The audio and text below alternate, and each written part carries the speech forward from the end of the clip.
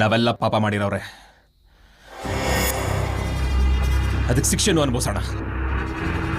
ಆದ್ರೆ ಇಲ್ಲಿ ನ್ಯಾಯ ಮಾಡಿ ತೀರ್ಪು ಕೊಡಕ್ ನಮಗೆ ಯಾರಿಗೂ ಅರ್ಹತೆ ಇಲ್ಲ. ಜೀವನ ಪೂರ್ತಿ ಹೊಡೆದಾಡ್ದೆ, ತತ್ವಗಳಿಗೆ, ಪ್ರೀತಿಗೆ, ಒಂದು ಮಾತಿಗೆ, ಕೋಪದ ವಿರುದ್ಧ ಹೊಡೆದಾಡ್ದೆ, ಕೋಪದಿಂದ ಹೊಡೆದಾಡ್ದೆ.